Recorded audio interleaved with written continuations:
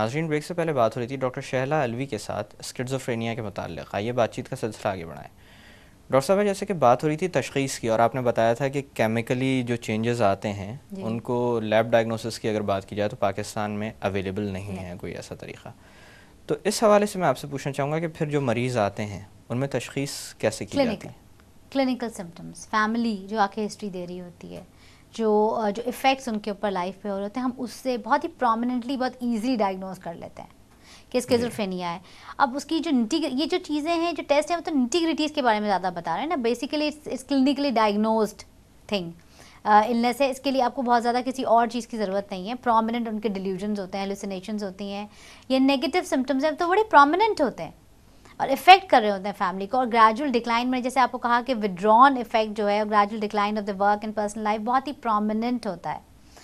और अगर पैरानोया है तो अग्रेशन वगैरह भी बहुत ज़्यादा प्रोनाउंस्ड होता है। So there is usually, I don't think so, people have difficulty in diagnosing schizophrenia. Yes, misdiagnosis और overt diagnosis बहुत हो जाता है इसका कि कोई और इलनेस है तो उसको स्किज़ोफ्रेनिया बनाना बहुत आसान है हमारे मुल्क में। तो अदरवाइज स्किज़ोफ्रेनिया को मिस आउट करना बहुत मुश्किल है। और बस ये चीज़ देखनी होती है कि अगर कोई पैरानॉइड डिसऑर्डर स्किज़ोफ्रेनिया का पेशेंट खुद आता है अकेले और वो पैरानोया के बारे में बातें करता है कि लोग मेरे खिलाफ हैं, मुझे मारना चाहते हैं, मेरी बीवी ये वो, तो उस सूरत में it is not advisable to diagnose schizophrenia like that unless and until we make sure that some family member comes in and gives us the supportive evidence against it और फॉर इट।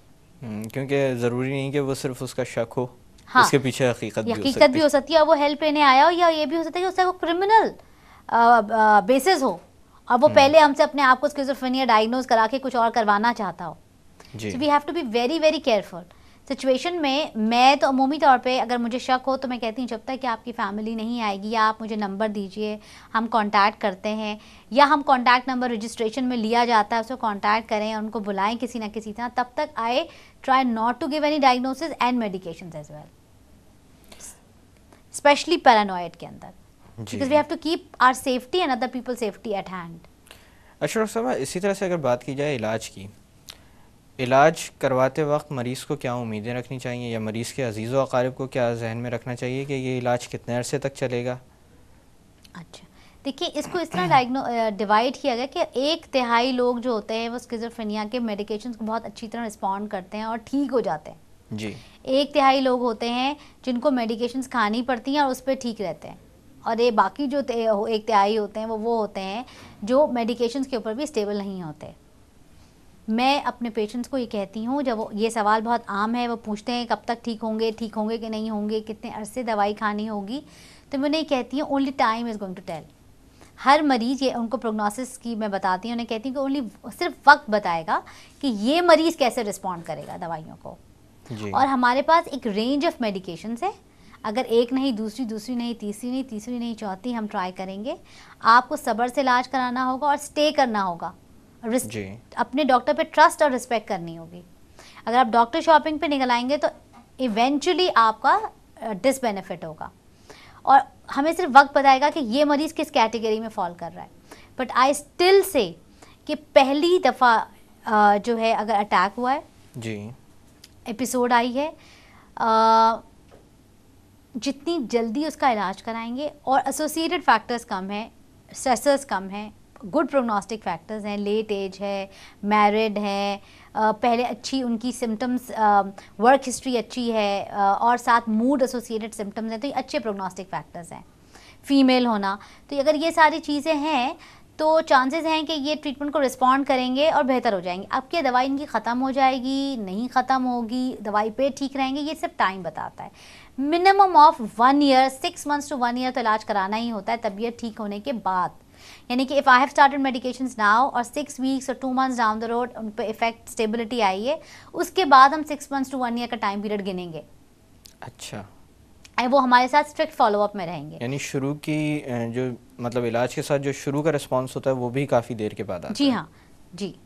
और उसको मद्देनज़र रखने के बाद 6 महीने से 1 साल का हम टाइम पीरियड लेते हैं और उसमें देखते हैं कैसे रिस्पांस है, वर्क पे परफॉर्मेंस कैसी है, पर्सनल लाइफ कितनी इंप्रूव हुई है, क्या होगा, मेडिकेशंस को किस तरह, and then we very slowly and gradually taper the medications, very slowly and gradually. अच्छा डॉक्टर साहब, इतने तवील अरसे के लिए जब दवाएं दी जाती हैं तो उनकी कंसंट्रेशन भी बॉडी में बिल्टअप होती है, जी। उसकी वजह से कोई प्रॉब्लम्स इनको फेस करनी पड़ती हैं या कोई ऐसे साइड देखिए इफ़ेक्ट्स हैं जो बिल्कुल होता काबिल है। ज़िक्र हों? पहले जो अब तो बहुत एडवांस मेडिकेशंस आ गए हैं तो निस्बतन कम हो गए हैं। पहले साइड इफ़ेक्ट्स में होता था कि उनको एक्स्ट्रा पिरामिडल सिम्टम्स हो जाया करते थे, जिसमें हाथ पैर टेढ़े हो जाते थे, सख्त हो जाते थे, ज़बान बाहर आ जाती थी, गर्दन टेढ़ी हो जाती थी, कपकपाहट, या लॉन्ग टर्म बेसिस पे उनके फाइन मोटर कोऑर्डिनेशन ख़राब हो, जिसे हम डिस्काइनेसियाज कहते हैं, कि ख़राब हो जाती थी। कंट्रोल इतना अच्छा नहीं रहता टंग जिस्म का। रोलिंग मूवमेंट रहती थी, हाथ यूं यूं कांपते रहते थे, और बाज़ औक़ात बहुत एबनॉर्मल पॉस्चर्स बन जाते थे उनके। तो वो कन्वेंशनल मेडिकेशंस के लॉन्ग टर्म साइड इफ़ेक्ट्स थे। फिर कुछ हार्मोनल साइड इफ़ेक्ट्स थे, यानी कि मर्दों को गायनाकोमेसिया हो गया, प्रोलैक्टिन बढ़ने से औरतें कंसीव नहीं कर पाती, वेट गेन कर लेती थी, उनको उनके मेंस्ट्रुअल जो है साइकिल उनके डिस्टर्ब हो जाते थे। तो ये सारे इश्यूज़ थे। अब न्यूअर मेडिकेशंस जो आती जा रही हैं उसमें साइड इफ़ेक्ट्स प्रोफाइल बहुत इम्प्रूव हो गए। तो ज़्यादातर ये होता है किसी मेडिकेशन से नींद ज़्यादा आ रही है, किसी से नहीं आ रही है। अमूमी तौर पे हार्मोनल और एक्स्ट्रा पिरामिडल सिम्टम्स को उन्होंने कंट्रोल किया है, यानी कि मर्दों के लिए स्टेरिलिटी या औरतों के लिए infertility and gynaecomastia and menstrual problem, अब वो इशू इतना कम होता चला जा रहा है, वो नहीं रहा लेकिन है। इसी तरह से मैं एक चीज़ और आपसे पूछना चाहूँगा, आपने जिन एजेस का जिक्र किया था जिनमें ये बीमारी सामने आती है, वो बड़ी प्रोडक्टिव एज होती है इंसान की, ठीक, और बड़ी फर्टाइल एज भी होती है। ज़्यादातर लोग शादी ही उस एज में करते हैं। तो इस हवाले से मैं पूछना चाहूँगा कि अगर कोई खातून इस तरह के मर्ज़ में मतलब मुब्तला हों, वो दवाएं लेती हों उसके लिए, और बात हो शादी के बाद औलाद की, तो क्या उस वक्त उनको अपनी दवाएं तब्दील करवाने की ज़रूरत है? डिपेंड करता है क्या दवाई ले रही हैं, क्या उनकी स्टेज है। अगर तो बहुत ही बुरे हाल है दवाइयों के ऊपर भी, और इतने एपिसोड्स हो चुके हैं कि दवाई छोड़ने का कोई सवाल पैदा नहीं होता, तो very clearly we tell the family it is not a great idea for her to become pregnant and leave medications, or you have to think 100 times before getting her married, because वो कभी भी functional नहीं होगी जी।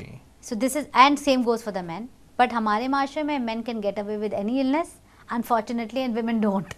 तो इसलिए with women case I make sure that we tell them couple of times the side effects और issues regarding it और illness का prognosis क्या है, और secondly never ever give advice as a doctor शादी करें या ना करें।